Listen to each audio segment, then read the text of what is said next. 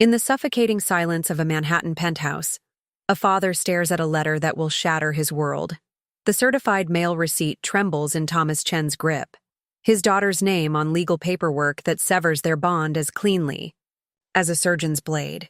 For 30 years, he's been more than just Sarah's father. He was her shield, her anchor, her secret benefactor who sold a $7 million vintage car collection piece by piece to fund the dreams she thought she achieved alone. But today, swayed by a silver-tongued life coach's promises of greatness, she's branded him her greatest obstacle. What Sarah doesn't know is that Thomas Chen isn't just another defeated parent watching his child slip away.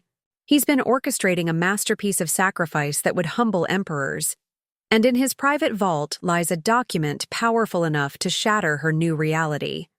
A last will and testament that will expose the staggering truth about the father she's so easily cast aside.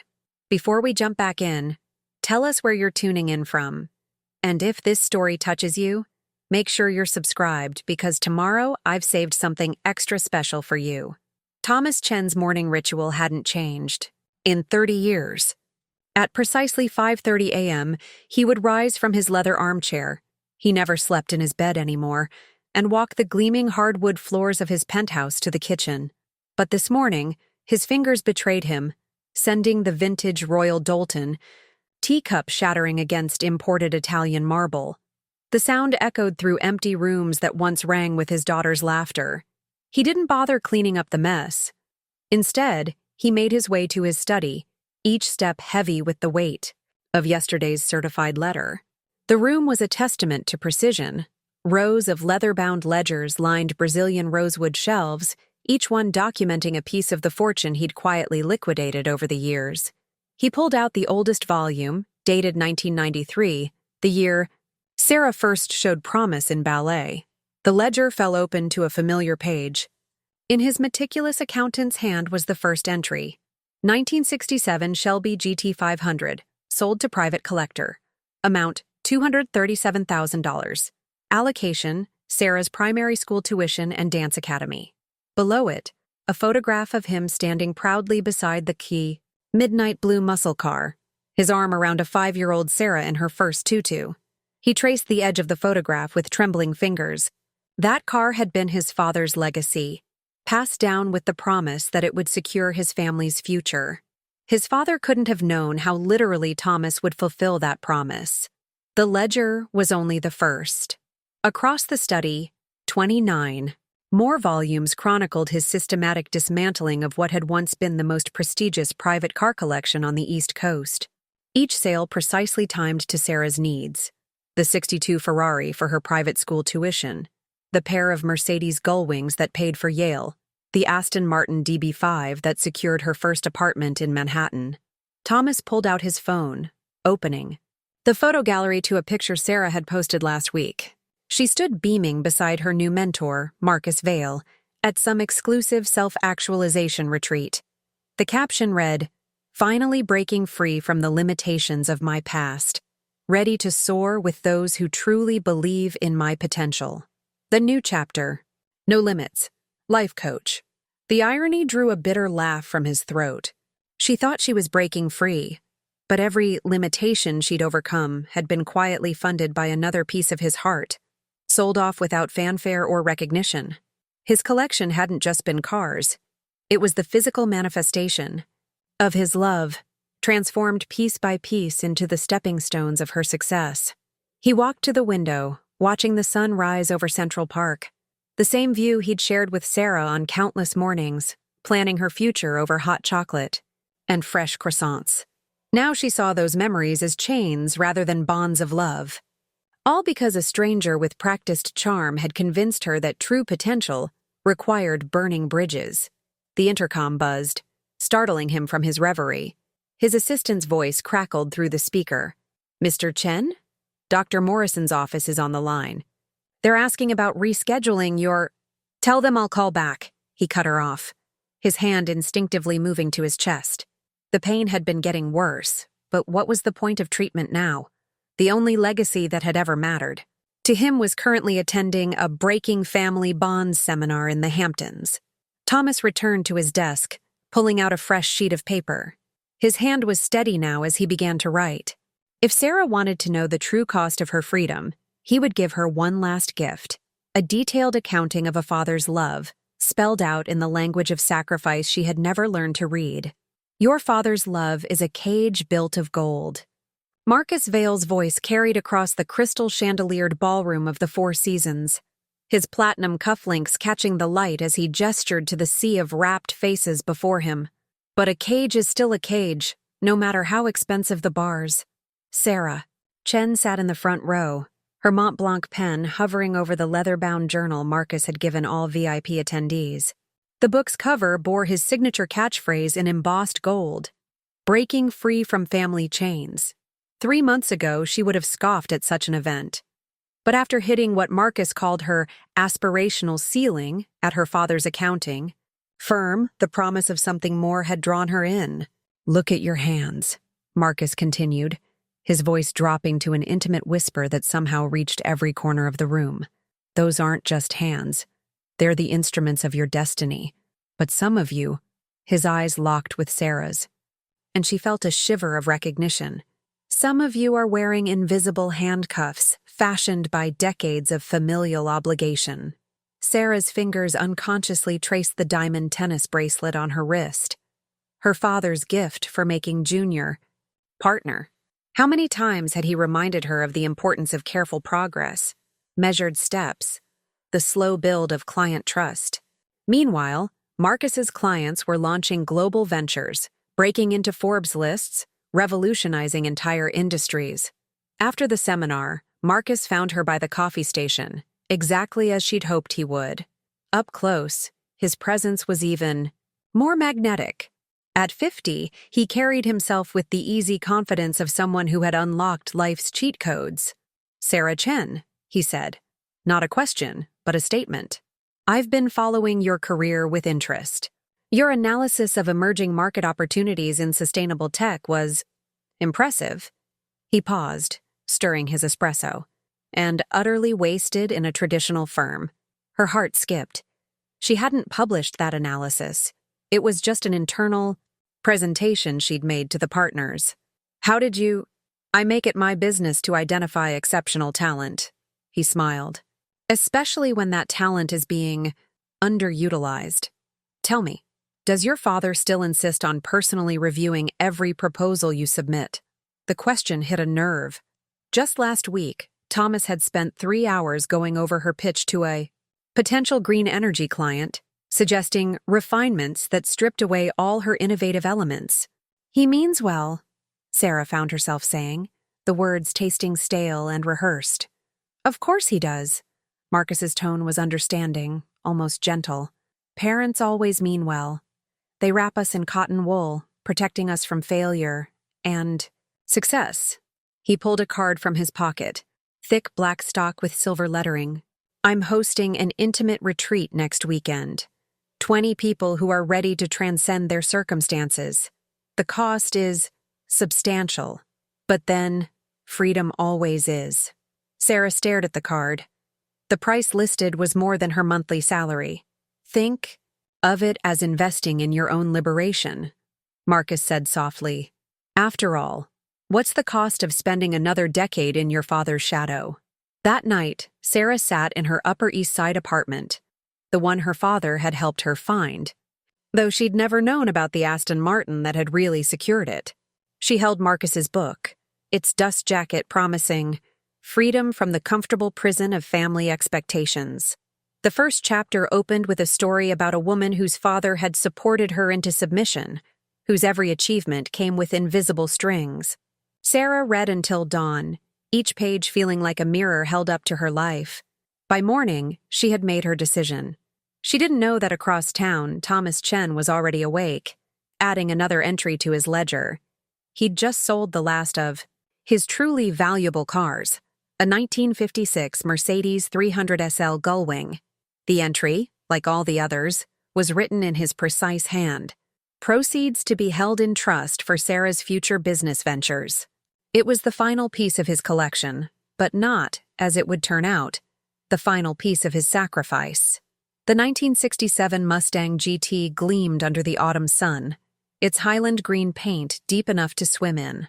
Thomas ran his hand along its flawless fender one last time, remembering the day his father had surprised him with it on his 16th birthday. "A car like this isn't just transportation," his father had said. "It's a promise to the future." Now, 23 years later, Thomas watched a flatbed truck carry that promise away. The buyer, a tech millionaire from Seattle, had paid cash, $237,000 for a piece of automotive history.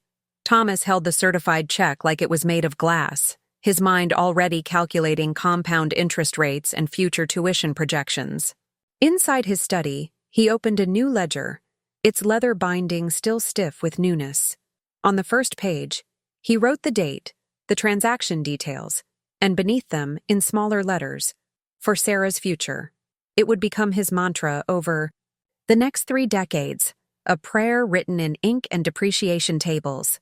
The letter had arrived that morning from Brearley School, Manhattan's most prestigious private academy. Sarah, at 7, was already showing remarkable promise. Her public school teachers called her gifted, but Thomas saw more than that. He saw the intense focus in her eyes when she tackled new problems, the quiet determination that reminded him so much of her mother. He unfolded the school's tuition schedule with trembling fingers. The numbers would have made most parents close. The letter immediately. But Thomas wasn't most parents. Since losing his wife to cancer 5 years ago, every decision, every action, every sacrifice had one purpose: ensuring Sarah had every opportunity to become whoever she was meant to be. The acceptance letter sat on his desk like a challenge. "We are pleased to inform you," it began, going on to praise Sarah's exceptional interview and test scores. They'd even mentioned her ballet performances, little recitals in community centers that Thomas had recorded religiously, watching his daughter transform from a wobbling novice into a graceful performer. His financial planning skills, the same ones that had built his reputation as one of Manhattan's most reliable accountants, told him this was fiscally irresponsible. The Mustang sale would cover 2 years of tuition, but then what? The rational move would be to keep Sarah in public school, invest the car's value, build a secure college fund. But Thomas hadn't raised Sarah by following rational moves. He'd raised her by following his heart, tempered by careful planning and silent sacrifice. He picked up his phone, dialing a number he knew by heart. "Mr. Whitman?" "Yes, about the Ferrari." "I've reconsidered your offer." He paused, looking at Sarah's latest ballet photo on his desk. "Yes, I understand it's below market value. I can have the paperwork ready tomorrow." That evening, as they sat at their regular dinner table at the little Italian restaurant around the corner, Sarah couldn't stop talking about her school visit. "And Daddy, they have a real dance studio, with mirrors everywhere and special floors." Her eyes sparkled with possibility, unaware that her father had just sold his second most precious car to turn those possibilities into reality. "That sounds wonderful, sweetheart," Thomas smiled, his heart light despite the day's losses. "Tell me more about the library you mentioned." As Sarah launched into an enthusiastic description of reading nooks and endless bookshelves, Thomas made mental notes. She'd need new uniforms, school supplies, proper dance gear. The Ferrari would cover that too, with enough left over to start a fund for the next set of opportunities. Later that night, after Sarah had fallen asleep clutching her acceptance letter, Thomas added a second entry to his new ledger. 1964, Ferrari, 250 GT Lusso, sold to private collector. Amount, $185,000. Allocation, supplementary tuition fund and enrichment activities. Below the entry, he carefully pasted a photo of the car, adding a note in his precise handwriting. "The price of a dream is always a bargain." It would become the first of many such entries, each marking another step on Sarah's path to excellence, each representing another piece of Thomas's heart traded for his daughter's future. The Hamptons retreat mansion loomed before Sarah like a promise carved in marble and glass. 20 chosen participants, Marcus had said, but looking at the Maseratis and Bentleys in the circular driveway, Sarah felt the familiar whisper of self-doubt. Her modest BMW, a practical choice her father had advised, seemed to shrink. Between them, having second thoughts? Marcus materialized beside her, his hand warm on her shoulder. Your father's voice in your head again? His tone was gentle, understanding, yet carried an edge that made her spine stiffen with defensive pride. No, she said, too quickly. It's just the old programming kicking in. Marcus guided her toward the entrance. By Sunday evening, you'll see yourself differently. Trust me. The great room buzzed with energy and ambition. Tech founders, rising Wall Street stars, and entrepreneurs clustered around Marcus's promised life-changing opportunity. Sarah recognized faces from magazine covers and Twitter feeds, people her father would call unrealistic risk-takers. Welcome to Project Phoenix. Marcus's voice cut through the chatter. He stood on the sweeping staircase, backlit by floor-to-ceiling windows. You're here because I've identified something in each of you. A spark of greatness suffocated by what I call inherited limitations. He descended slowly, making eye contact with each person. Over the next 48 hours, I'm going to share something I've never revealed publicly. A system so powerful, it took me from bankruptcy to billionaire in 18 months. He paused, dramatically. But first you need to understand what's really holding you back. The lights dimmed. A video began playing on massive screens. Marcus's own story. His father, a factory worker who'd scoffed at his dreams. The safe job he'd been pressured to take. The moment he'd broken free and started his first company. Sarah's chest tightened. The parallels were uncanny. Her father's constant emphasis on building slowly, his insistence on reviewing her work, his subtle disapproval of her more ambitious proposals. Your families love you, Marcus continued, his voice hypnotic. They want to protect you, but protection is just another word for control. He held up a thick document. This is what I call the Phoenix Protocol. It's not just a business strategy. It's a complete reinvention of self. The buy-in is substantial. $2 million. A murmur rippled through the room. But here's the real cost. You must be willing to sever all ties that bind you to your old life. Completely, legally, permanently. Sarah's heart hammered. $2 million. More money than she'd ever, for 3 of you. Marcus locked eyes with Sarah. I'm offering something special. Full sponsorship. Because I see in you what your families never could. The room spun slightly. Sarah felt other participants' eyes on her. Some envious, others calculating. Those I choose will have 24 hours to decide. Marcus's voice softened. To show you what's possible, I'd like you to meet someone. A woman in her 30s stepped forward. Sarah recognized her from recent headlines, the CEO of a rising tech company. 2 years ago, I was a mid-level manager, suffocating under my mother's guidance, she said. Today, my company's valuation just hit 9 figures. Later that night, in the mansion's wood-paneled library, Marcus handed Sarah a thick envelope. You're one of the 3, he said simply, but you have to be absolutely certain. Family ties are like anchor chains. Cutting them requires total commitment. Sarah opened the envelope with trembling fingers.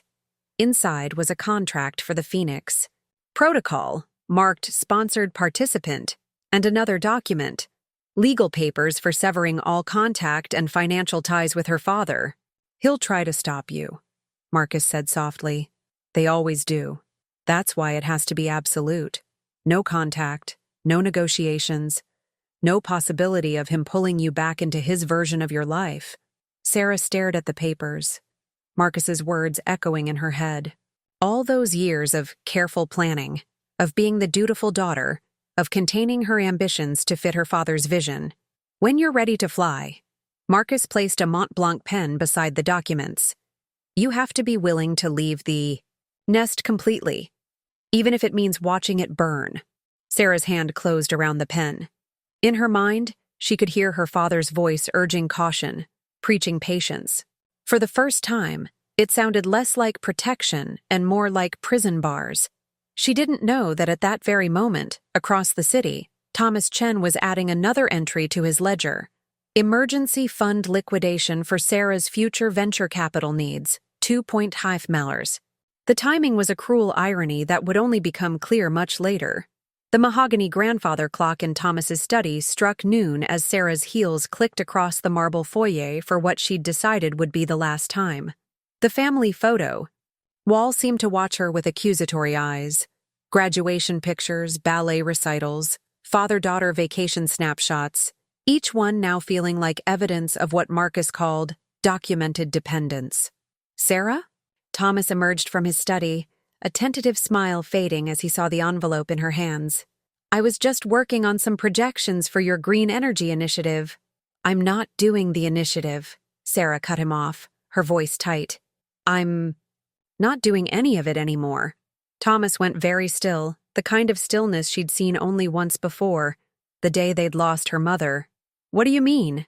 I mean, I'm done. She thrust the envelope toward him. These are legal papers. I'm severing all ties, financial, professional, personal. It's called strategic dissociation. It's the only way I'll ever reach my true potential. Strategic. Thomas took the envelope as if it might bite him. Sarah, what are you talking about? Who put these ideas? That's exactly it. Her voice rose. You always think someone else is putting ideas in my head, that I couldn't possibly think for myself or make my own decisions. Do you know what they call me at the firm? Chen's daughter. Not Sarah, not even Ms. Chen. Just Chen's daughter. Thomas sank into his leather armchair, the papers trembling in his hands. I've only ever wanted to protect you, to give you every advantage. Protect me? Sarah laughed bitterly. You've smothered me. Every proposal I bring to the firm, you adjust. Every client I try to bring in, you review. I'm 30 years old, Dad. I don't need your protection anymore. She watched him read the papers, his accountant's precision taking in every detail. In the harsh afternoon light, she noticed for the first time how gray he'd become, how deep the lines around his eyes had grown. Marcus Vale. He read the name, off the witness line. The life coach? Sarah, have you researched this man? Let me at least look into… No. She cut him off again. No more looking into things. No more background checks. No more letting you do anything. Marcus has shown me what I can become without your constant oversight. Thomas stood slowly, moving to the photo wall. He touched a frame, Sarah at her Yale graduation, beaming between her father and her favorite professor. Everything I've done, he said softly, every decision, every sacrifice, was for my own good. Sarah's voice was ice. That's the problem, Dad. You're so convinced you know what's best for me that you can't see you're holding me back. He turned to face her, and something in his eyes made her step back. Not anger, not hurt, but a deep, bottomless sadness. You think I don't see you? He asked quietly. You think I don't know what you're capable of? I think you're afraid of what I'm capable of, she replied. Marcus says, Thomas echoed. And for the first time, there was an edge to his voice. This man you've known for months versus a father who… He stopped, pressing a hand to his chest. Who what, Dad? Who's given up everything to control my life? To keep me dependent? Thomas reached for his desk, steadying himself. Is that what you think? That I've tried to keep you dependent? Sign the papers, Sarah said, her resolve wavering, as she saw him struggle to breathe. Please, don't make this harder than it needs to be. With careful, deliberate movements, Thomas picked up his pen, the same one he'd used to sign every check for every sacrifice she'd never known about. His signature was less steady than usual, but still precise, still controlled. I hope, he said, handing her the papers, that you find whatever it is you're looking for. And Sarah? He pulled an old leather-bound photo album from his desk.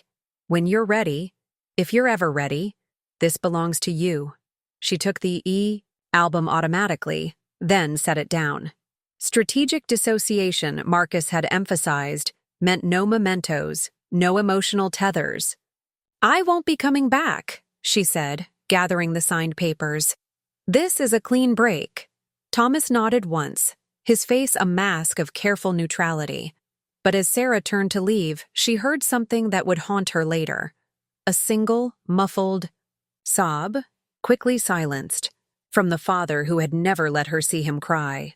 The album remained on the desk, its pages filled with annotated photographs, each one accompanied by a handwritten note detailing not just the moment captured, but the sacrifices that had made it possible. It would be months before she discovered its existence wasn't just sentimental. It was evidence. Margaret Wu had been Thomas Chen's assistant for 27 years, long enough to recognize the sound of his cardiac medication hitting his desk drawer each morning. But today, the familiar rattle was followed by something unfamiliar. A sharp intake of breath, then silence. She found him slumped over his desk, the morning's Wall Street Journal scattered across the floor. Sarah's firm's announcement of her strategic partnership with Marcus Vale's Phoenix Enterprises splashed across the business section. "I'm fine," Thomas protested as Margaret reached for the phone. "Just needed a moment." "I'm calling Dr. Morrison," she said firmly, already dialing. "And then I'm calling Edward." Edward Park arrived within the hour, his bow tie slightly askew, betraying his rush from the courthouse. As the firm's senior partner and Thomas's oldest friend, he was one of the few people who knew the full scope of Thomas's sacrifices for Sarah. "You haven't told her about the diagnosis, have you?" Edward's voice filled the now empty office. The medical papers lay between them on Thomas's desk. Stage 3 cardiac amyloidosis, discovered during a routine checkup 3 months ago. What would be the point? Thomas straightened a pen on his blotter, his movements deliberately measured. "She's made her choice." "Her choice is based on lies," Edward snapped. "Marcus Vale is a fraud. I've got a contact at the SEC who, she, needs to discover that for herself." Thomas's voice was quiet, but firm. "If I try to warn her now, it'll only push her further into his influence." Edward stared at his friend of 30 years, seeing not the respected accountant, but the young widower who'd sold his beloved cars one by one to give his daughter every advantage. "You're still protecting her, even now?" "Always." Thomas opened his desk drawer, removing a thick file. "But I'm not being entirely passive. I've updated my will. Everything documented, everything explained. If something happens to me, Thomas, if something happens," Thomas continued, "she'll learn the truth. But not as an accusation, as a legacy." He handed Edward the file. "You're still my executor?" Edward took the documents, his lawyers, eyes automatically scanning the contents. He stopped at a particular page, whistling softly. "You've liquidated everything? Even the emergency fund?" "Transferred to a secure trust," Thomas nodded, "with very specific instructions." He smiled, faintly. "Sarah always said I was too controlling." "She'll appreciate the irony. The trust only activates if she discovers the truth about Marcus Vale on her own. And if she doesn't? Then she'll have learned an expensive but valuable lesson about trust and judgment." Thomas's hand strayed to his chest again. "Either way, she'll be wiser for it." Edward watched his friend carefully. The doctors said maybe 6 months without the experimental procedures," Thomas finished. "Or a year with them. The procedures that cost exactly what you've put in Sarah's trust," Edward realized. "Damn it, Thomas. I'm choosing what I've always chosen," Thomas said simply.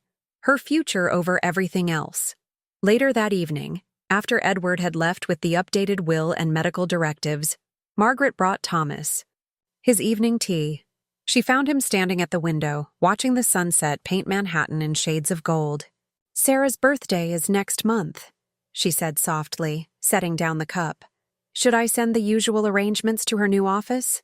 Thomas turned, and Margaret saw he held an old photograph. Sarah's first ballet recital, her tutu slightly crooked, her smile bright enough to light up the world. "No," he said finally. "No more arrangements. She wants a clean break. We'll respect that." But after Margaret left, Thomas opened his ledger one last time. In his precise handwriting, he made what he suspected might be his final entry. Experimental. Treatment fund. Redirected to Sarah's trust. Amount 2.5 milliliters. Allocation. Daughter's protection from future fraudulent schemes. He tucked the medical diagnosis papers into the back of the ledger. One day, when she was ready to understand, these pages would tell their own story. One of a father's love measured not in heartbeats, but in heartbeats given away. The Phoenix Protocol's headquarters occupied the entire 47th floor of a gleaming midtown tower, all glass, chrome, and promises. Sarah sat in her corner office, staring at the quarterly reports that refused to add up. After 3 months of strategic realignment, her investment portfolio was bleeding money in ways that defied her trained accountant's eye. Having doubts? Marcus's voice startled her. He stood in her doorway, backlit by the hallway's ambient lighting, his signature smile firmly in place. That's your father's training speaking. Old money thinks in quarters. New money thinks in visions. Sarah minimized the spreadsheet, but not before catching another glaring discrepancy. The Singapore investment will revolutionize Asian markets. Marcus glided into the room, perching on her desk. You've got to stop thinking like a Chen and start thinking like a Phoenix. The words hit her differently today, lacking their usual inspirational resonance. Perhaps because she'd spent the morning reviewing client complaints, all carefully hidden from regulatory oversight through a maze of shell companies she was only now beginning to unravel. Marcus, these numbers... She pulled up another document. The returns we're promising investors are aggressive, he cut in smoothly. Like everything else about our vision. Speaking of which, he placed a thick folder on her desk. I need you to sign off on these transfers. Your reputation for integrity is our greatest asset with the old guard. Sarah opened the folder, her trained eye-catching phrases that made her stomach twist. Offshore holdings, discretionary reallocation, investor indemnification. I don't understand half of these instruments, she admitted. Marcus's smile tightened fractionally. Understanding is overrated. Trust is everything. Isn't that why you're here? Because you finally learned to trust your instincts over outdated wisdom? She thought of her father's insistence on understanding every detail of every transaction. Old money paranoia, Marcus had called it. But now, I need time to review these properly, she said. Time is weakness, Marcus replied, his tone hardening slightly. Momentum is power. Sign them now, Sarah. Show me I wasn't wrong about you. She reached for her pen, then stopped. What happened to Patricia? The question had been nagging at her for days. The former CEO who'd spoken so convincingly at the Hamptons retreat had vanished from the company's literature. Priorities shifted. Marcus waved dismissively. She chose to pursue other opportunities. Sarah opened her browser, typing quickly. Patricia's name plus Phoenix Protocol yielded nothing recent. She modified the search. Patricia Chen fraud investigation. Her blood froze. There it was, buried in legal notices. A sealed indictment, mentions of a cooperation agreement, a pattern of corporate malfeasance stretching back. The sound of Marcus's shoes on marble snapped her attention back. He stood, behind her now, close enough that she could smell his expensive cologne. Careful, Sarah. Curiosity killed more than cats in this business. Are you threatening me? Warning you. As a friend. His hand squeezed her shoulder. You've burned your bridges so thoroughly. Where would you even go? He left her with the unsigned documents, his words hanging in the air like smoke. Sarah sat, motionless for several minutes, then opened her desk drawer. Inside lay the one piece of her old life she hadn't discarded, the photo album her father had tried to give her the day she left. She hadn't opened it, hadn't even looked at it until now. But something about Marcus's tone, about the way the numbers refused to lie no matter how elegantly he dressed them up. Her hands trembled as she lifted the album's leather cover. On the first page, in her father's precise handwriting, was a note she'd never read. My dearest Sarah, behind every photo in this album lies a story you never knew. Each smile, each achievement, each lucky break was built on sacrifices you were never meant to see. Not because I wanted to control you, but because I wanted you to feel the freedom to fly. When you're ready to understand, really understand, check the dates against the public vehicle registry. Start with the Mustang. The truth has always been, in the numbers. All my love, Dad.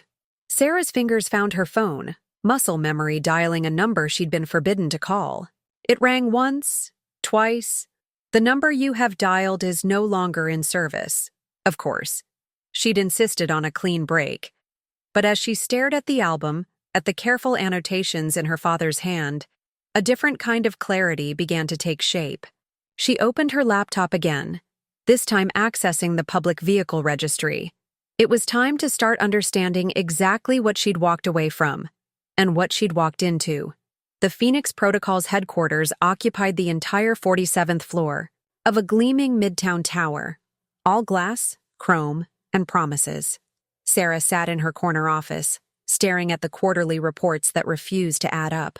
After 3 months of strategic realignment, her investment portfolio was bleeding money in ways that defied her trained accountant's eye. Having doubts? Marcus's voice startled her. He stood in her doorway, backlit by the hallway's ambient lighting, his signature smile firmly in place. That's your father's training speaking. Old money thinks in quarters, new money thinks in visions. Sarah minimized the spreadsheet, but not before catching another glaring discrepancy. The Singapore investment will revolutionize Asian markets. Marcus glided into the room, perching on her desk. You've got to stop thinking like a Chen and start thinking like a Phoenix. The words hit her differently today, lacking their usual inspirational resonance. Perhaps because she'd spent the morning reviewing client complaints, all carefully hidden from regulatory oversight through a maze of shell companies she was only now beginning to unravel. Marcus, these numbers... She pulled up another document. The returns we're promising investors are aggressive, he cut in smoothly, like everything else about our vision. Speaking of which, he placed a thick folder on her desk. I need you to sign off on these transfers. Your reputation for integrity is our greatest asset with the old guard. Sarah opened the folder, her trained eye-catching phrases that made her stomach twist. Offshore holdings, discretionary reallocation, investor indemnification. I don't understand half of these instruments, she admitted. Marcus's smile tightened fractionally. Understanding is overrated. Trust is everything. Isn't that why you're here? Because you finally learned to trust your instincts over outdated wisdom? She thought of her father's insistence on understanding every detail of every transaction. Old money paranoia, Marcus had called it. But now, I need time to review these properly, she said. Time is weakness, Marcus replied, his tone hardening slightly. Momentum is power. Sign them now, Sarah. Show me I wasn't wrong about you. She reached for her pen, then stopped. What happened to Patricia? The question had been nagging at her for days. The former CEO who'd spoken so convincingly at the Hamptons retreat had vanished from the company's literature. Priorities shifted. Marcus waved dismissively. She chose to pursue other opportunities. Sarah opened her browser, typing quickly. Patricia's name plus Phoenix Protocol yielded nothing recent. She modified the search. Patricia Chen fraud investigation. Her blood froze. There it was, buried in legal notices. A sealed indictment. Mentions of a cooperation agreement. A pattern of corporate malfeasance stretching back. The sound of Marcus's shoes on marble snapped her attention back. He stood, behind her now, close enough that she could smell his expensive cologne. Careful, Sarah. Curiosity killed more than cats in this business. Are you threatening me? Warning you. As a friend. His hand squeezed her shoulder. You've burned your bridges so thoroughly. Where would you even go? He left her with the unsigned documents, his words hanging in the air like smoke. Sarah sat, motionless for several minutes, then opened her desk drawer. Inside lay the one piece of her old life she hadn't discarded, the photo album her father had tried to give her the day she left. She hadn't opened it, hadn't even looked at it until now. But something about Marcus's tone, about the way the numbers, refused to lie no matter how elegantly he dressed them up. Her hands trembled as she lifted the album's leather cover. On the first page, in her father's precise handwriting, was a note she'd never read. My dearest Sarah, behind every photo in this album lies a story you never knew. Each smile, each achievement, each lucky break was built on sacrifices you were never meant to see. Not because I wanted to control you, but because I wanted you to feel the freedom to fly. When you're ready to understand, really understand, check the dates against the public vehicle registry. Start with the Mustang. The truth has always been in the numbers. All my love, Dad. Sarah's fingers found her phone, muscle memory dialing a number she'd been forbidden to call. It rang once, twice. The number you have dialed is no longer in service. Of course, she'd insisted on a clean break. But as she stared at the album, at the careful annotations in her father's hand, a different kind of clarity began to take shape. She opened her laptop again, this time accessing the public vehicle registry. It was time to start understanding exactly what she'd walked away from, and what she'd walked into. The Phoenix Protocol's headquarters occupied the entire 47th floor of a gleaming midtown tower, all glass, chrome, and promises. Sarah sat in her corner office, staring at the quarterly reports that refused to add up. After 3 months of strategic realignment, her investment portfolio was bleeding money in ways that defied her trained accountant's eye. Having doubts? Marcus's voice startled her. He stood in her doorway, backlit by the hallway's ambient lighting, his signature smile firmly in place. That's your father's training speaking. Old money thinks in quarters, new money thinks in visions. Sarah minimized the spreadsheet, but not before catching another glaring discrepancy. The Singapore investment will revolutionize Asian markets. Marcus glided into the room, perching on her desk. You've got to stop thinking like a Chen and start thinking like a phoenix. The words hit her differently today, lacking their usual inspirational resonance. Perhaps because she'd spent the morning reviewing client complaints, all carefully hidden from regulatory oversight through a maze of shell companies she was only now beginning to unravel. Marcus, these numbers. She pulled up another document. The returns we're promising investors are aggressive, he cut in smoothly. Like everything else about our vision. Speaking of which, he placed a thick folder on her desk. I need you to sign off on these transfers. Your reputation for integrity is our greatest asset with the old guard. Sarah opened the folder, her trained eye-catching phrases that made her stomach twist. Offshore holdings, discretionary reallocation, investor indemnification. I don't understand half of these instruments, she admitted. Marcus's smile tightened fractionally. Understanding is overrated. Trust is everything. Isn't that why you're here? Because you finally learned to trust your instincts over outdated wisdom? She thought of her father's insistence on understanding every detail of every transaction. Old money paranoia, Marcus had called it. But now, I need time to review these properly, she said. Time is weakness, Marcus replied, his tone hardening slightly. Momentum is power. Sign them now, Sarah. Show me I wasn't wrong about you. She reached for her pen, then stopped. What happened to Patricia? The question had been nagging at her for days. The former CEO who'd spoken so convincingly at the Hamptons retreat had vanished from the company's literature. Priorities shifted. Marcus waved dismissively. She chose to pursue other opportunities. Sarah opened her browser, typing quickly. Patricia's name plus Phoenix Protocol yielded nothing recent. She modified the search. Patricia Chen fraud investigation. Her blood froze. There it was, buried in legal notices. A sealed indictment. Mentions of a cooperation agreement. A pattern of corporate malfeasance stretching back. The sound of Marcus's shoes on marble snapped her attention back. He stood, behind her now, close enough that she could smell his expensive cologne. Careful, Sarah. Curiosity killed more than cats in this business. Are you threatening me? Warning you. As a friend. His hand squeezed her shoulder. You've burned your bridges so thoroughly. Where would you even go? He left her with the unsigned documents, his words hanging in the air like smoke.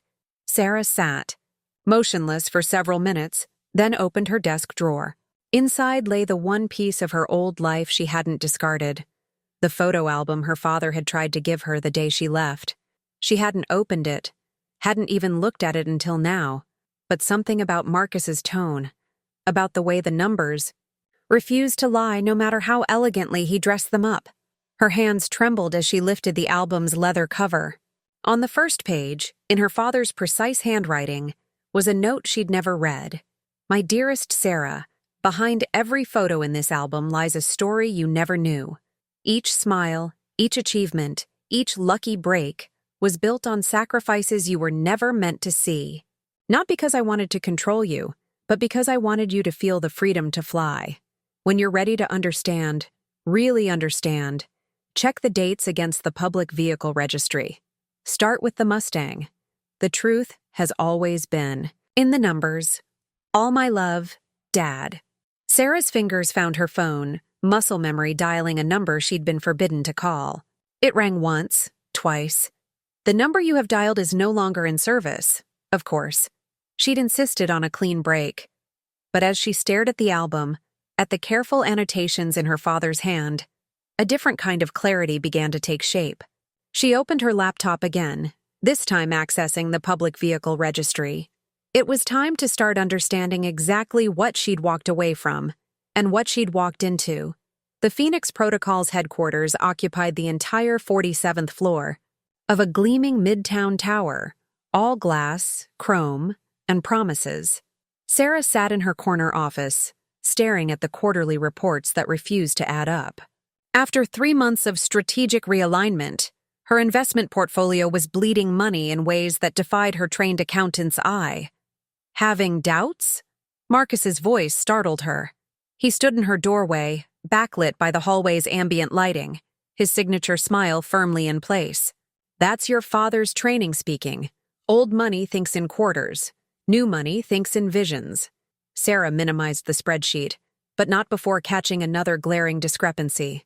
"The Singapore investment will revolutionize Asian markets." Marcus glided into the room, perching on her desk. "You've got to stop thinking like a Chen and start thinking like a Phoenix." The words hit her differently today, lacking their usual inspirational resonance. Perhaps because she'd spent the morning reviewing client complaints, all carefully hidden from regulatory oversight through a maze of shell companies she was only now beginning to unravel. "Marcus, these numbers..." She pulled up another document. "The returns we're promising investors are aggressive," he cut in smoothly. "Like everything else about our vision. Speaking of which..." He placed a thick folder on her desk. "I need you to sign off on these transfers. Your reputation for integrity is our greatest asset with the old guard."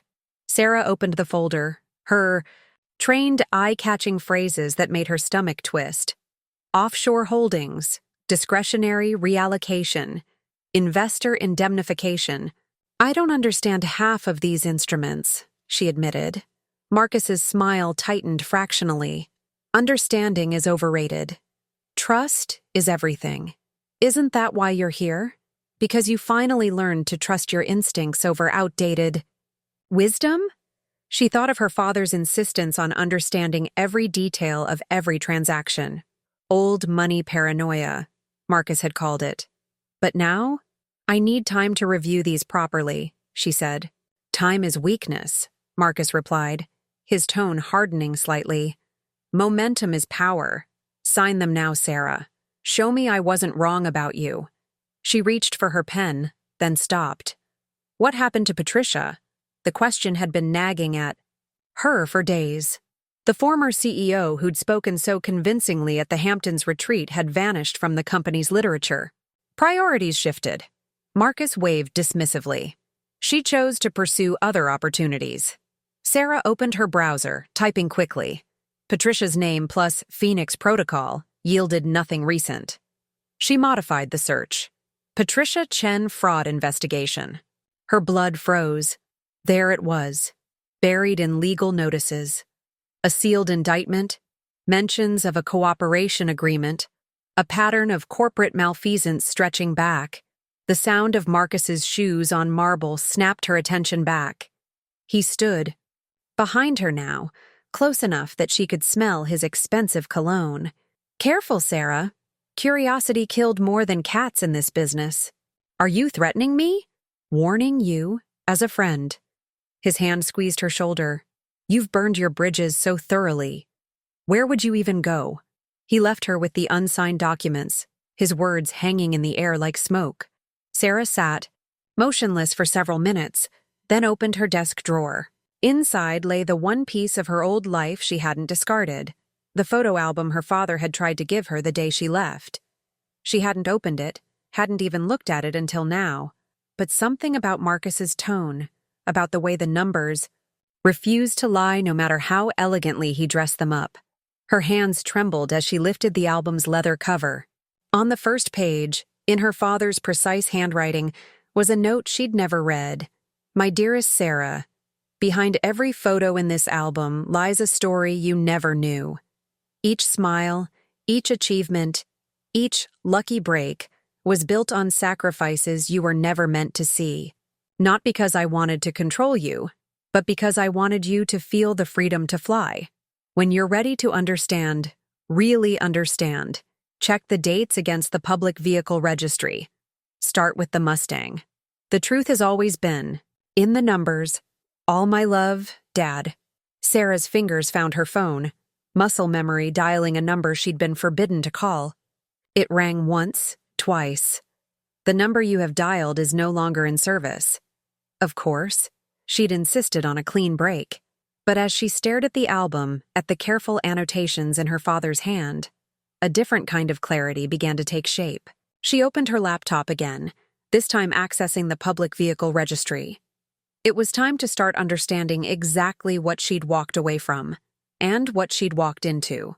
The Phoenix Protocol's headquarters occupied the entire 47th floor of a gleaming midtown tower, all glass, chrome, and promises. Sarah sat in her corner office, staring at the quarterly reports that refused to add up. After 3 months of strategic realignment, her investment portfolio was bleeding money in ways that defied her trained accountant's eye. Having doubts? Marcus's voice startled her. He stood in her doorway, backlit by the hallway's ambient lighting, his signature smile firmly in place. "That's your father's training speaking. Old money thinks in quarters. New money thinks in visions." Sarah minimized the spreadsheet, but not before catching another glaring discrepancy. "The Singapore investment will revolutionize Asian markets." Marcus glided into the room, perching on her desk. "You've got to stop thinking like a Chen and start thinking like a Phoenix." The words hit her differently today, lacking their usual inspirational resonance. Perhaps because she'd spent the morning reviewing client complaints, all carefully hidden from regulatory oversight through a maze of shell companies she was only now beginning to unravel. "Marcus, these numbers..." She pulled up another document. "The returns we're promising investors are aggressive," he cut in smoothly, "like everything else about our vision. Speaking of which..." He placed a thick folder on her desk. "I need you to sign off on these transfers. Your reputation for integrity is our greatest asset with the old guard." Sarah opened the folder, her trained eye-catching phrases that made her stomach twist. Offshore holdings, discretionary reallocation, investor indemnification. "I don't understand half of these instruments," she admitted. Marcus's smile tightened fractionally. "Understanding is overrated. Trust is everything. Isn't that why you're here? Because you finally learned to trust your instincts over outdated wisdom?" She thought of her father's insistence on understanding every detail of every transaction. "Old money paranoia," Marcus had called it. But now, "I need time to review these properly," she said. "Time is weakness," Marcus replied, his tone hardening slightly. "Momentum is power. Sign them now, Sarah. Show me I wasn't wrong about you." She reached for her pen, then stopped. What happened to Patricia? The question had been nagging at her for days. The former CEO who'd spoken so convincingly at the Hamptons retreat had vanished from the company's literature. Priorities shifted. Marcus waved dismissively. She chose to pursue other opportunities. Sarah opened her browser, typing quickly. Patricia's name plus Phoenix Protocol yielded nothing recent. She modified the search. Patricia Chen fraud investigation. Her blood froze. There it was, buried in legal notices. A sealed indictment, mentions of a cooperation agreement, a pattern of corporate malfeasance stretching back. The sound of Marcus's shoes on marble snapped her attention back. He stood, behind her now, close enough that she could smell his expensive cologne. Careful, Sarah. Curiosity killed more than cats in this business. Are you threatening me? Warning you. As a friend. His hand squeezed her shoulder. You've burned your bridges so thoroughly. Where would you even go? He left her with the unsigned documents, his words hanging in the air like smoke. Sarah sat, motionless for several minutes, then opened her desk drawer. Inside lay the one piece of her old life she hadn't discarded, the photo album her father had tried to give her the day she left. She hadn't opened it, hadn't even looked at it until now, but something about Marcus's tone, about the way the numbers, refused to lie no matter how elegantly he dressed them up. Her hands trembled as she lifted the album's leather cover. On the first page, in her father's precise handwriting, was a note she'd never read. My dearest Sarah, behind every photo in this album lies a story you never knew. Each smile, each achievement, each lucky break was built on sacrifices you were never meant to see. Not because I wanted to control you, but because I wanted you to feel the freedom to fly. When you're ready to understand, really understand, check the dates against the public vehicle registry. Start with the Mustang. The truth has always been in the numbers. All my love, Dad. Sarah's fingers found her phone, muscle memory dialing a number she'd been forbidden to call. It rang once, twice. The number you have dialed is no longer in service. Of course, she'd insisted on a clean break.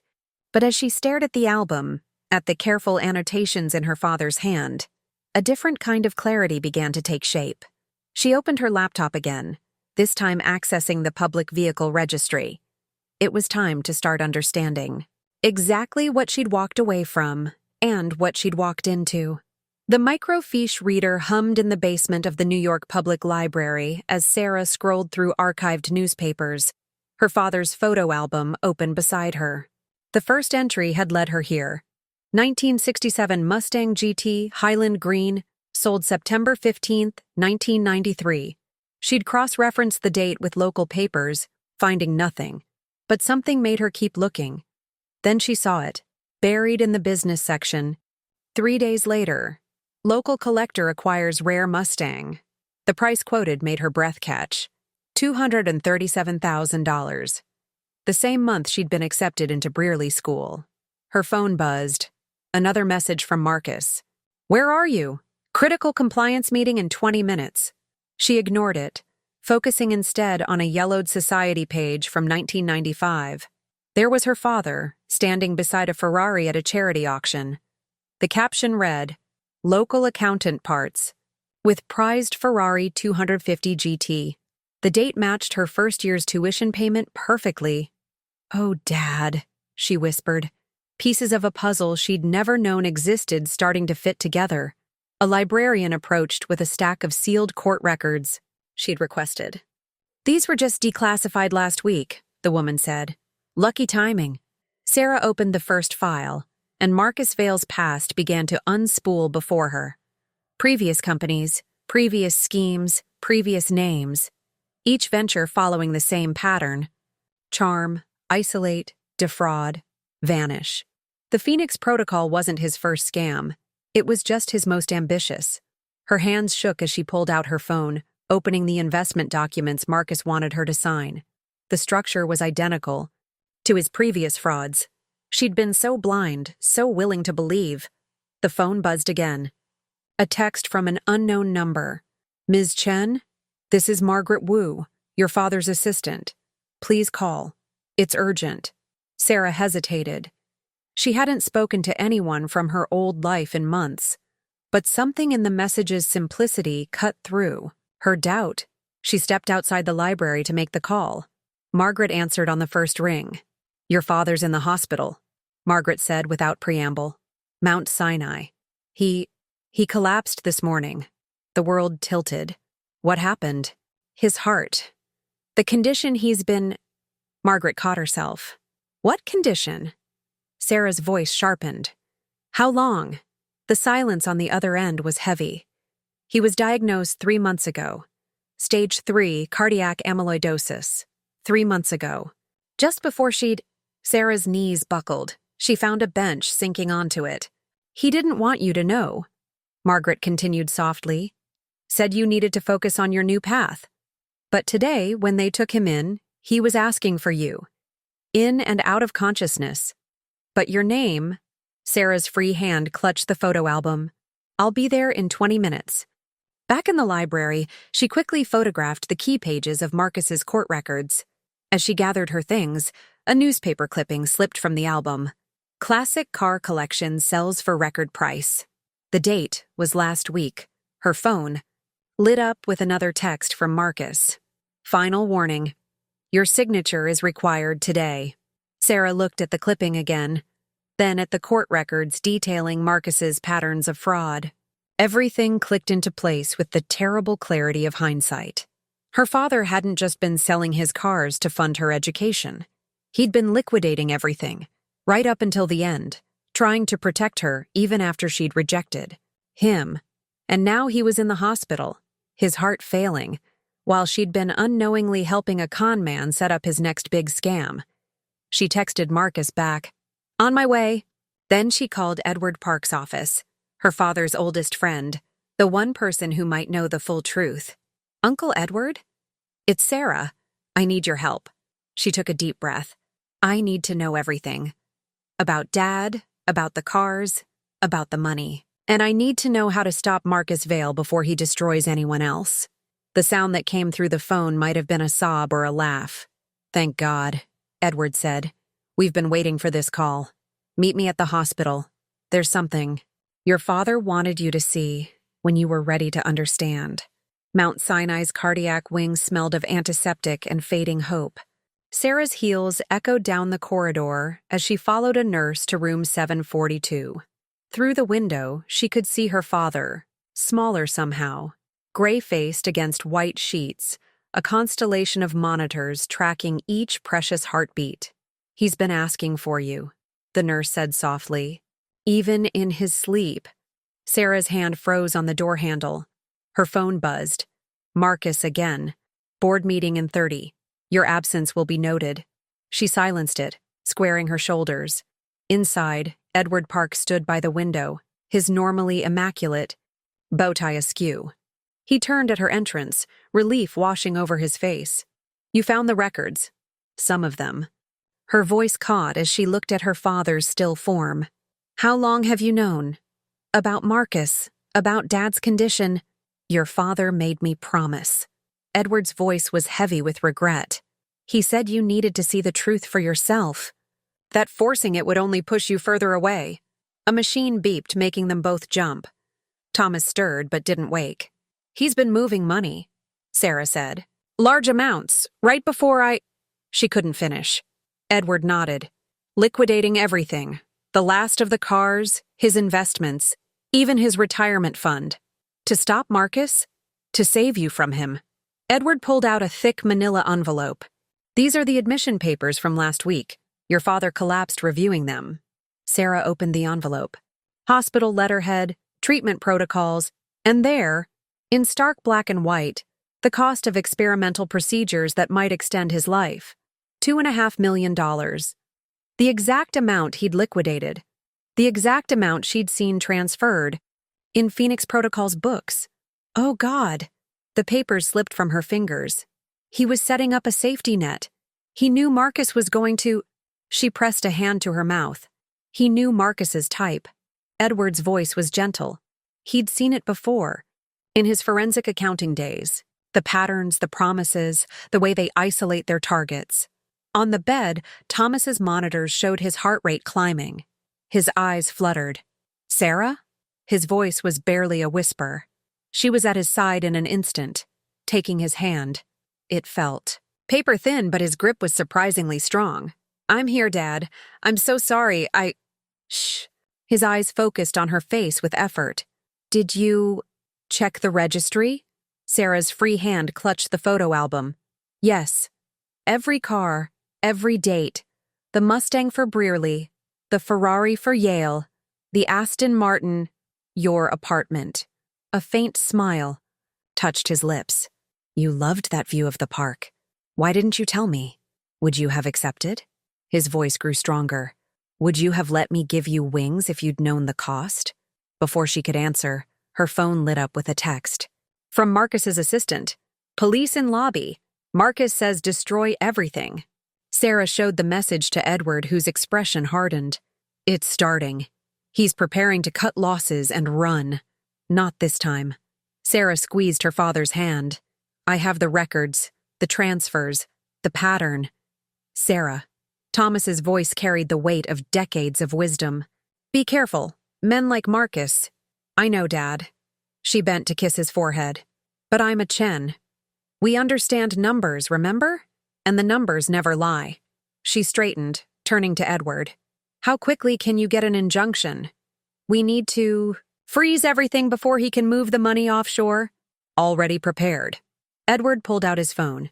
Just waiting for your signature as the whistleblower. Sarah looked at her father, seeing not the frail man in the hospital bed, but the guardian who had silently shaped her path all these years.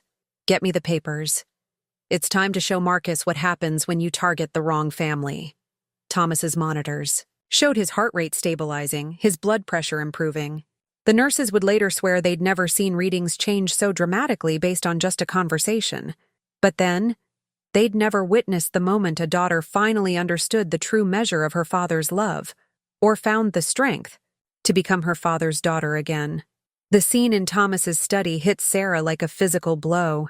Every surface was covered with ledgers, 30 years of meticulous records, each one documenting a sacrifice she'd never known about.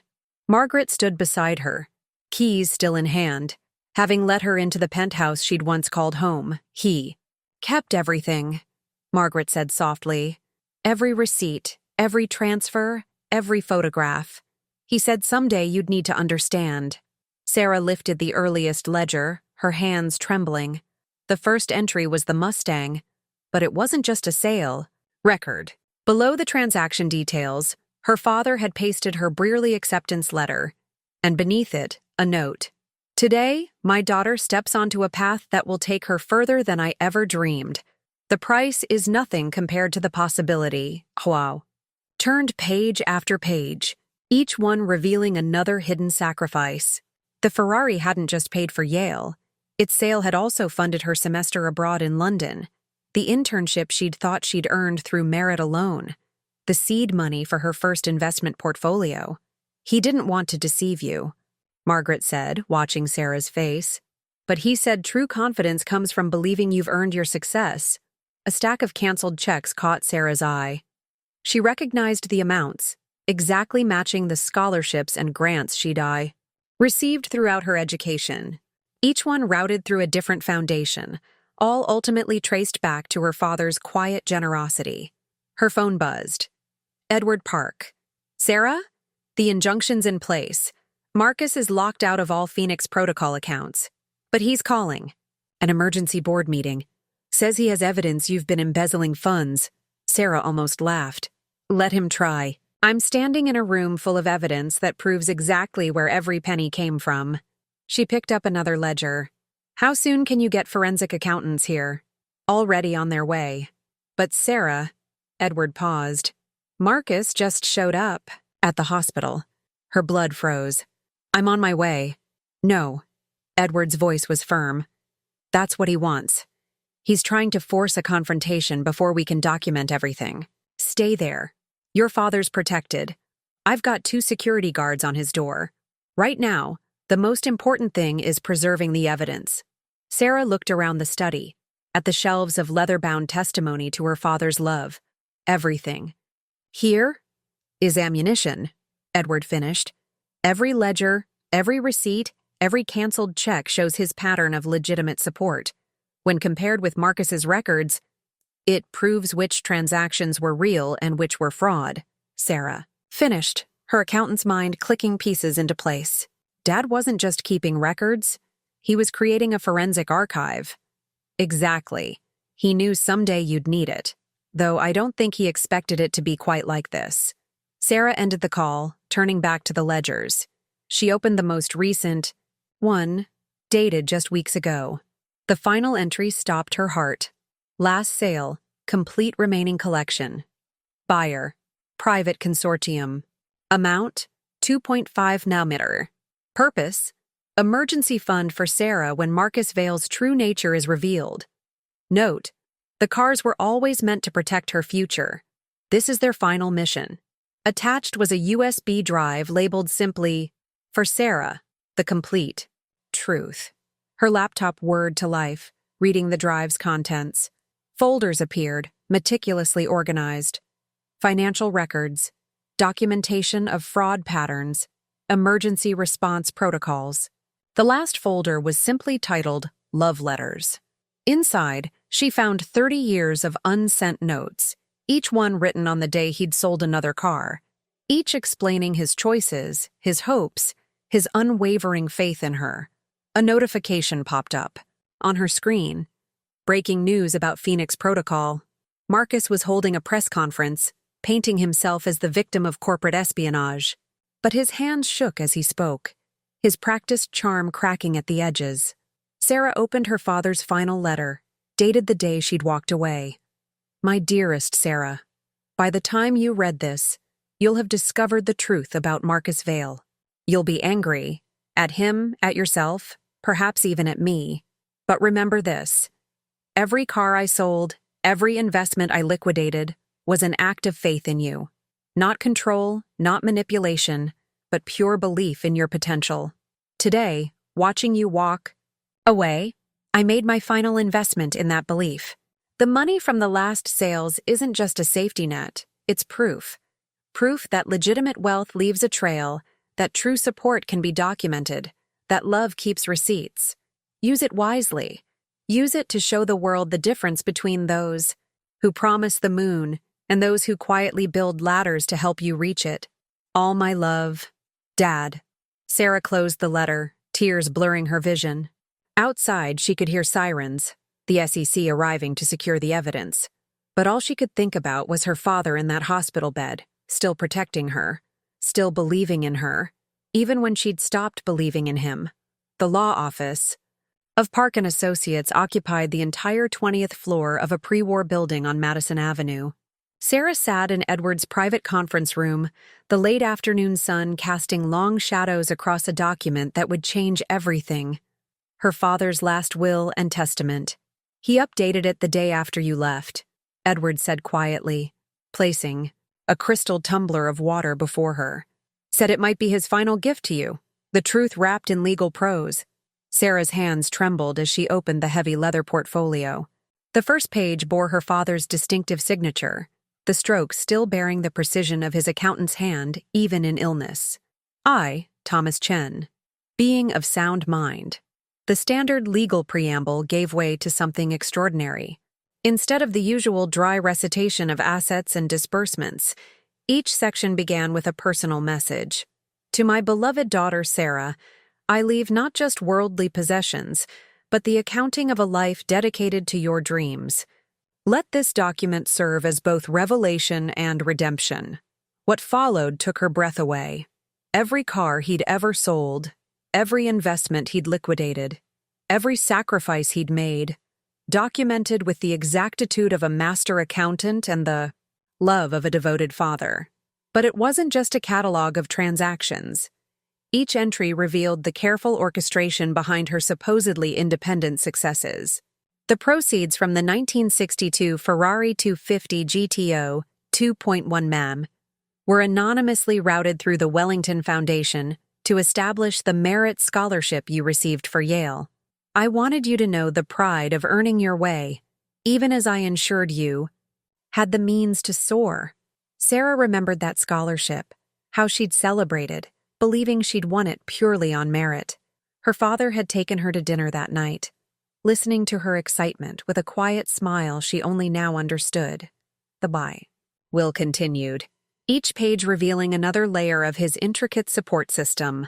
The Aston Martin that had mysteriously funded her independent investor account, the pair of Mercedes Gullwings whose sale had created the venture capital fund she thought had come from anonymous investors.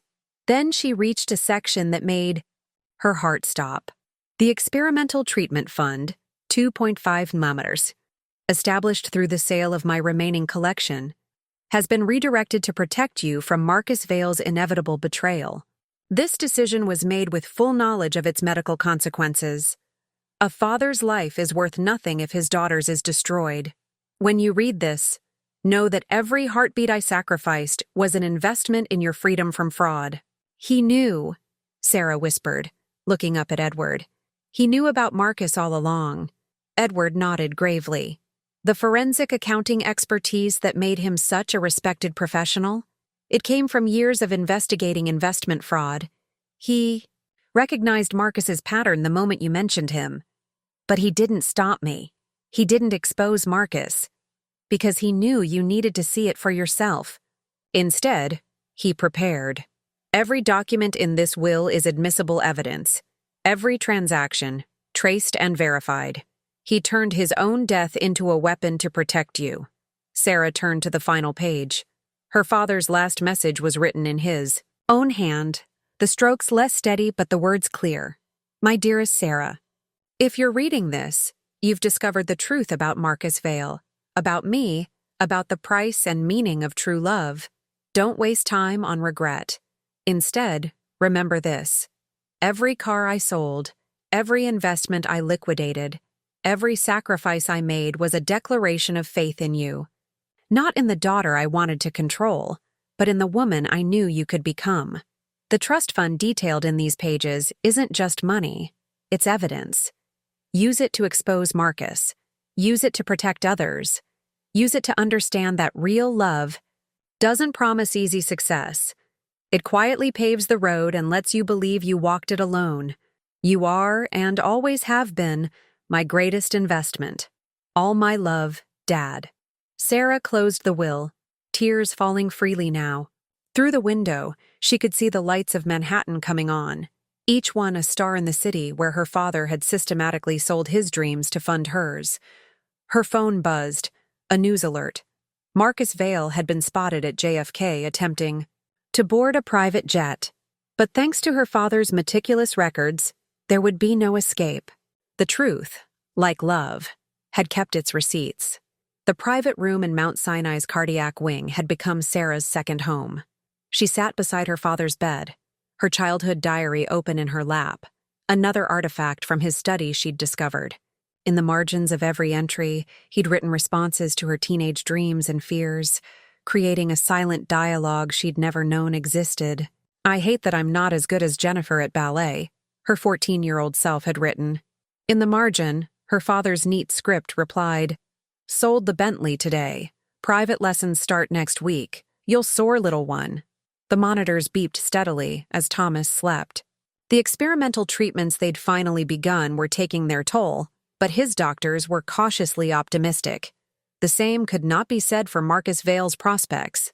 Ms. Chen? A nurse appeared at the door. There's a call from the SEC. At the nurse's station. They say it's urgent. Sarah squeezed her father's hand before stepping into the hallway.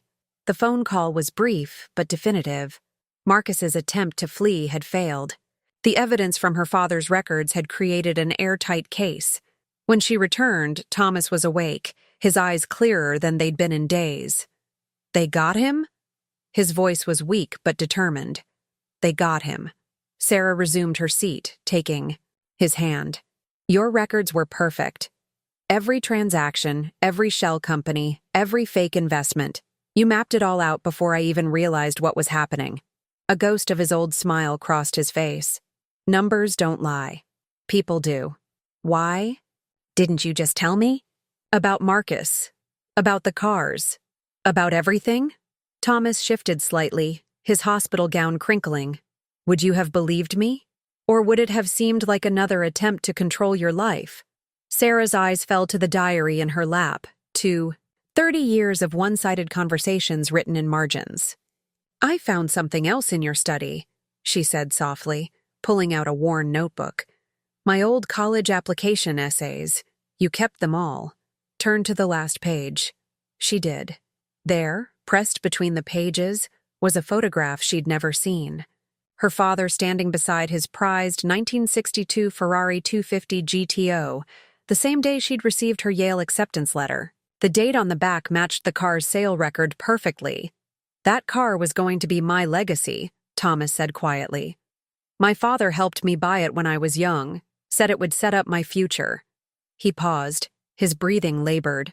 He was right, just not in the way he imagined. Sarah thought of all the cars, each one sold to fund another step in her journey. You gave up everything. No. His grip on her hand tightened. I invested everything. In the only legacy that ever mattered, the diary slipped from her lap, falling open to another entry. Her teenaged handwriting jumped out. Dad's so obsessed with careful planning. Doesn't he understand I want to make my own way? In the margin, his response brought fresh tears to her eyes. Sold the Maserati today. Your self-made success fund is ready whenever you are. Fly free, my brave girl. Just remember who taught you about wind beneath wings. A knock at the door interrupted them. Edward Park entered, carrying a thick folder. The forensic accountants finished their analysis. Every dollar Marcus stole, every fake investment, traced and documented. But there's something else. He handed Sarah a single sheet of paper. Your father's last transaction, the day before he was hospitalized. Sarah read the document, her hand flying to her mouth. Dad, you didn't. Had to be sure, Thomas whispered. One last safety net. The paper showed the sale of his penthouse apartment, his last remaining asset. The funds had been placed in an escrow account, triggered only if Marcus's scheme succeeded in bankrupting his victims. Even dying, you were still protecting everyone, Sarah said, the full weight of his sacrifice finally hitting her. Not just me, but all the other families he targeted. That's what fathers do. Thomas's eyes drifted closed. We build safety nets and pray they never have to catch you. Sarah looked at her father, really looked at him, seeing not the controlling parent she'd imagined, but a master architect who'd spent 30 years building a foundation for her dreams. Brick by carefully hidden brick. The diary's pages rustled in the hospital room's artificial breeze, decades of unspoken love written in margins and ledgers, in sold cars and silent sacrifices. Outside, the sun was setting on Marcus Vale's empire of lies, while inside this quiet room, a different kind of wealth was finally being counted, in heartbeats, in trust restored, in bridges rebuilt from the ashes of misunderstanding. The federal courthouse buzzed with anticipation. Sarah sat in the front row, her father's last ledger clutched in her hands like a shield. Marcus Vale, stripped of his designer suits and carefully crafted charm, sat at the defendant's table in Prison Orange, his shoulders slumped in defeat. The United States versus Marcus Vale, the clerk announced. Multiple counts of securities fraud, wire fraud, and criminal conspiracy.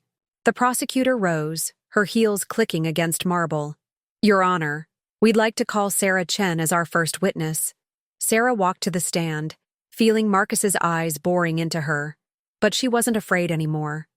In her hands, she carried the evidence of real love, documented in her father's precise handwriting. Ms. Chen, the prosecutor began, please tell the court how you first met the defendant. Sarah's voice was clear and steady. I met Marcus Vale at a seminar where he promised to free us from what he called family chains. What I didn't understand then was that he was actually selling chains of his own, golden handcuffs made of lies and manipulation. And how did you discover the truth about Mr. Vale's operation? Through my father's records. Sarah held up the ledger. He was a forensic accountant who specialized in fraud detection. While I was falling for Marcus's schemes, my father was quietly documenting everything, creating a paper trail that would eventually expose the truth. The evidence mounted. Bank records, transfer documents, Sarah's testimony backed by Thomas's meticulous notes. Marcus's defense attorney barely bothered to cross-examine her. The proof was too overwhelming, too precisely documented. During a recess, Edward Park found her in the courthouse hallway. Your father's watching the live stream from his hospital room, he said softly. The doctors say his vital signs improve. Every time you speak. Sarah smiled through tears. He's still protecting people, isn't he? Even from his hospital bed. That's why the SEC fast-tracked this case. Your father's records didn't just expose Marcus. They revealed his entire network. Other families, other victims we can still save. A commotion erupted near the courtroom doors. Patricia Chen, the former CEO who'd spoken at Marcus's Hampton retreat, was being led in by federal marshals. She'd turned state's evidence, carrying her own stack of damning documents. "Ms. Chen," Patricia called out as she passed, "I should have listened to your father when he tried to warn me. He reached out last year, showed me the pattern in Marcus's previous schemes. I was too proud to believe him." Sarah watched the woman disappear into a conference room with prosecutors. Another piece of the puzzle clicked into place. Her father hadn't just been protecting her, he'd been trying to save everyone he could reach. The afternoon session brought Marcus's empire crashing down. Email after email, document after document, victim after victim, all connected by Thomas Chen's careful analysis, all leading to this moment of justice. When the judge ordered Marcus held without bail, Sarah pulled out her phone to text her father. But there was already a message waiting. "Your mother would be so proud of you today. I know I am. Love, Dad," attached. Was a photo she'd never seen. Her mother and father standing beside the Mustang GT the day he'd first bought it. Her mother's handwriting on the back read, "The beginning of our legacy." Sarah finally understood. The cars had never been about money or status. They were vessels of love, transformed from metal and chrome into dreams and opportunities. And now, in this courthouse, they had served their final purpose, protecting not just her, but countless others from predators like Marcus Vale. Outside, reporters waited with cameras and questions. Sarah faced them squarely, her father's ledger held high. "Marcus Vale promised to free us from family bonds," she declared. "But he never understood the difference between bonds that bind and bonds that strengthen. My father sold his treasured possessions one by one, not to control my future, but to ensure I had one. That's the difference between real love and manipulation. Real love keeps receipts." The headlines the next day would read, "Daughter's testimony, father's records bring down financial predator." But the real story was written in hospital rooms and leather-bound ledgers, in margins of old diaries, and hearts finally understanding the true measure of a father's love. Thomas's hospital room had been transformed. Gone were the stark medical charts, replaced by vintage car photographs and family pictures. Sarah sat beside her father's bed, unfolding a yellowed document she'd discovered in his study, their family tree, annotated with stories she'd never known. "Tell me about grandfather's garage," she said softly, watching her father's face light up with memory. Thomas adjusted his position, his color better than it had been in weeks. That garage was his pride and joy, started with nothing but a toolbox. And a dream. He pointed to a faded photograph pinned to the family tree. "See that man there, standing beside the broken-down Packard?" Sarah leaned closer. The man in the photo, her grandfather, had the same determined set to his jaw that she recognized from her own mirror. He fixed cars. He saved them. Thomas's voice grew stronger with pride. People would bring him vehicles nobody else could repair. He'd work magic, bring them back to life. Said every car had a soul, a purpose beyond just transportation. A nurse entered to check Thomas's vitals, smiling at his improved readings. Sarah waited until they were alone again before asking the question that had been haunting her. "Is that why you started collecting? Because of him?" Thomas reached for a leather portfolio on his bedside table, another family artifact he'd kept hidden for decades. Inside were the original papers for the Mustang GT, his first car. "The day he gave me this car, he told me something I never forgot. He said, 'Thomas, some men collect cars to show their wealth. Smart men collect them to build wealth. But the wisest men know that true wealth isn't in the cars themselves. It's in what they make possible.'" Sarah touched the papers gently. "You turned his wisdom into an art form. I had a better reason than he did." Thomas smiled. "I had you." A knock at the door interrupted them. Edward Park entered, carrying a thick folder of documents. "The trustees have approved everything. The Phoenix Protocol Victims Compensation Fund is officially established." Sarah watched her father examine the papers with his accountant's precision. Even now, recovering in a hospital bed, he was checking every detail, ensuring everything was perfect. "The garage is still there, you know," Thomas said suddenly, looking up from the documents. "Your grandfather's old place in Queens. I've kept it maintained all these years. But why? You never mentioned it before."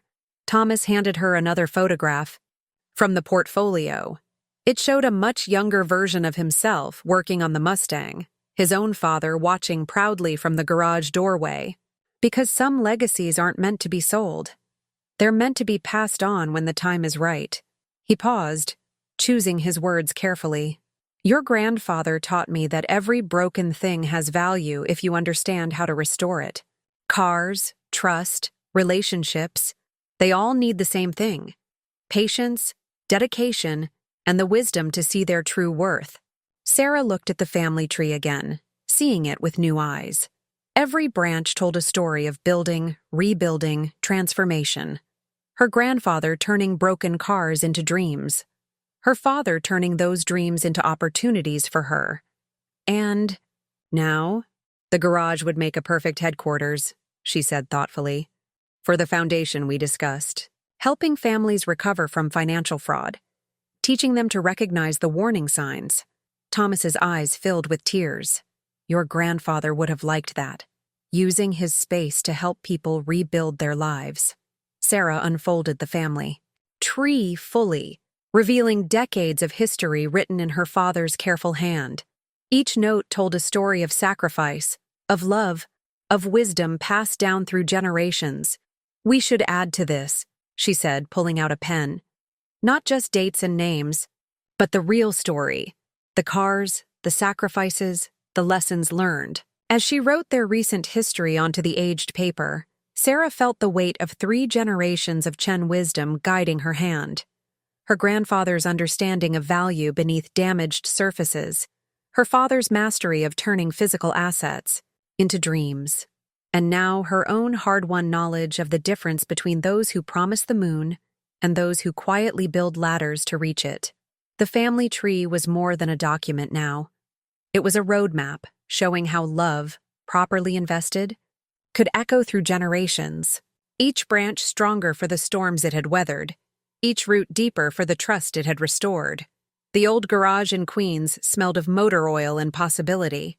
Sarah stood in the entrance, watching morning light filter through newly cleaned windows, illuminating the space where her grandfather had built his dreams. Behind her, Thomas sat in his wheelchair, insisted upon by his doctors despite his improving strength, studying the architectural plans spread across a vintage workbench, the Ray. "Fraud Prevention Center can go here." Sarah traced her finger along the blueprint. "Where grandfather used to diagnose engine problems, will help people diagnose financial schemes." She paused, smiling. "Different kind of repair work, same principle." "Identifying what's broken," Thomas nodded, his voice stronger each day. "And fixing it before the damage becomes permanent." The contractors would arrive next week, but today belonged to just the 2 of them. Sarah had found a joint venture agreement in her father's files, drafted but never signed, that would have made them equal partners in his firm. The date on it matched the day she'd left with Marcus. Now, a new version lay before them, updated, to include their shared vision for the Chen Family Foundation. Where Thomas had once planned to help her succeed in finance, they would now help others avoid the traps she'd barely escaped. "You never gave up on me," Sarah said quietly, picking up a wrench from her grandfather's old toolbox. "Even when I gave up on you." Thomas wheeled himself to the workbench, pulling out another document, the Foundation's first official case file. A father's love doesn't know how to give up. He opened the file, revealing familiar patterns. "Look at this."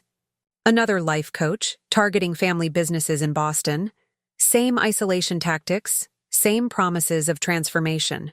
Sarah studied the evidence, her trained eye catching the warning signs she'd once been too proud to see. They're getting bolder, more sophisticated. But so are we. Thomas handed her a stack of papers. Their new joint business venture documentation. "Your expertise plus my experience. We'll help people understand the difference between genuine opportunity and golden traps." A noise at the door made them both look up. Edward Park stood there, bow tie characteristically askew, holding a newspaper. "You made the journal," he said, tossing it onto the workbench. The headline read, "Chen Family Launches Revolutionary Fraud Prevention Initiative." Below it was a photo of Sarah and Thomas in the courthouse, his ledger prominent between them. "They're calling you the guardian angels of Wall Street," Edward chuckled. "Though I prefer your grandfather's philosophy, the mechanics of trust repair." Sarah picked up the paper, reading further. The article detailed their plans for the foundation, including the conversion of the historic garage into a center for financial fraud prevention and recovery. But it was the quote from her father that caught her eye. "True wealth isn't measured in assets, but in the wisdom to know what those assets can build. Sometimes the greatest return on investment comes from helping others avoid the mistakes we've learned from." She looked around the garage, seeing it through 3 generations of Chen eyes. Her grandfather's vision of restoring broken things to their true potential. Her father's understanding of how to transform physical assets into future possibilities. And now her own hard-won wisdom about the mechanics of trust, both its breaking and its repair. "We should hang this up," she said, holding up the newspaper, next to grandfather's first repair invoice. Thomas smiled, pulling out his pen to sign their new partnership agreement. He always said every repair shop needs inspiration on the walls. He paused, looking at their joint signatures with quiet pride. "Though I think he'd say our best work isn't going to be what we hang on these walls, but what we rebuild within them." Sarah took the signed document, running her fingers over their names, father and daughter, finally truly partners, not just in business, but in purpose. In the background, contractors' trucks began arriving, ready to transform the space while preserving its soul, just as the Chens had always done, turning mechanical wisdom into life lessons and broken trust into stronger bonds. The renovated garage buzzed with activity. 6 months after opening, the Chen Family Foundation had already helped 20 families escape fraudulent schemes. Sarah stood at the front of what had once been her grandfather's repair bay, now a state-of-the-art training center addressing a room full of financial advisors. "The patterns are always there," she explained, projecting her father's meticulously documented evidence onto the screen behind her. "Like my father taught me, numbers don't lie. People do. And like my grandfather believed, anything broken can be fixed if you understand its true value." Thomas sat in the back of the room, no longer in a wheelchair, but still using a cane, beaming with quiet pride. On the wall behind him hung the foundation's new charter, its mission statement crafted from 3 generations of Chen wisdom: restoring trust through truth, rebuilding futures through understanding. As Sarah concluded her presentation, a woman in the audience raised her hand. "My daughter's involved with someone like Marcus Vale. She won't listen to reason. How do I—" Her voice broke. Sarah exchanged a glance with her father, who nodded, encouragingly. "Come with me," she said softly. "I want to show you something." She led the woman to a quiet office, her grandfather's old parts room, now a space for private consultations. From her desk, she pulled out a familiar leather-bound album. "This is my story," Sarah said, opening to the first page. "But it's also a manual for understanding how these schemes work, and more importantly, how love can protect us from them." The woman's hands trembled as she read Thomas's careful annotations, seeing her own situation reflected in Sarah's past. "But how do I reach her?" By being patient, Thomas's voice came from the doorway. He entered slowly, using his cane. "By documenting everything, like I did. By building a safety net she doesn't know she needs." He smiled at Sarah. "And by trusting that truth, like cream, always rises to the top." Later that afternoon, Sarah found her father in the garage's small kitchen, making his signature green tea. She held up a document, the latest filing for the foundation's newest initiative. "The Sarah Chen Scholarship Fund," she read aloud, "for children of fraud victims pursuing degrees in forensic accounting or consumer protection law." Thomas took the papers, his eyes misting as he reviewed the details. "You're using your settlement money from the Phoenix Protocol case?" "Every penny." Sarah poured tea for both of them, plus matching funds from the foundation. "We're going to—" Help them rebuild, Dad. Not just their bank accounts, but their trust in the future. Through the window, they could see new clients arriving, families seeking help, advisors learning to spot fraud, students interning to understand the patterns. The garage that had once restored cars now restored hope. One broken trust at a time, Gisao. Found something else, Sarah said, pulling out a yellowed envelope. In grandfather's old filing cabinet. Inside was a black and white photograph of her grandfather standing in front of the garage on opening day, along with his first business. License. Thomas touched the photo gently. I remember that day. He told me something I never forgot. Son, anyone can sell someone a dream. The real work is in building the foundation that makes dreams possible. Sarah took out her phone, opening the foundation's latest report. Look. At this, Dad. Over 200 families protected in 6 months. Grandfather's wisdom, your dedication, my experience. It all came together exactly as it should.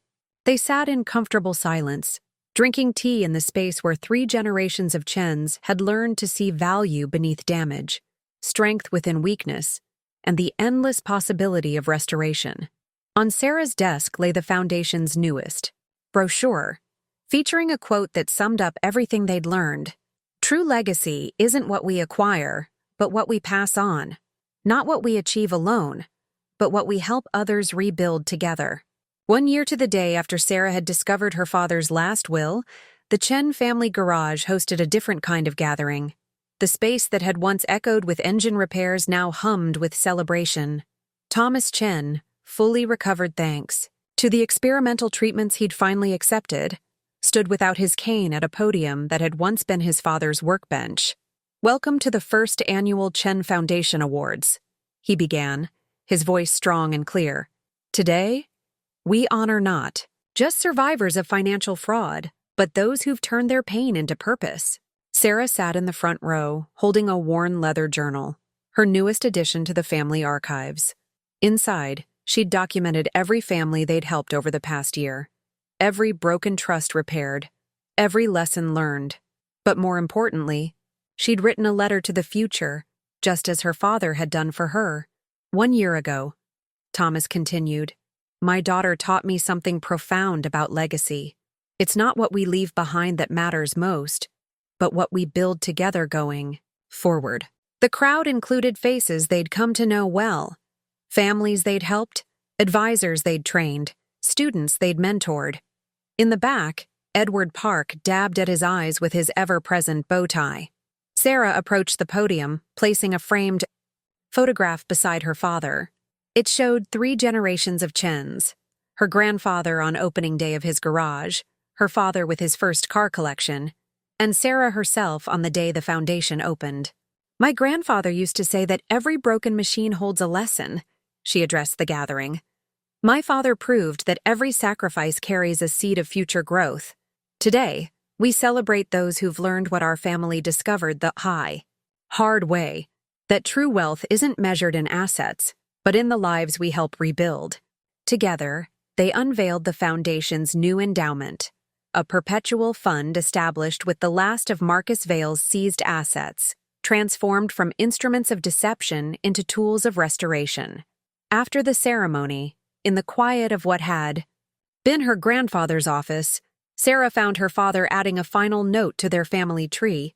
Under the current date, he wrote, the day the garage fulfilled its ultimate purpose, teaching 3 generations worth of wisdom in one place. Dad, Sarah said softly, I found something I want to add to the archive. She handed him a small, wrapped package. Inside was a handmade book titled The Real Investment, a daughter's understanding of love's true balance sheet.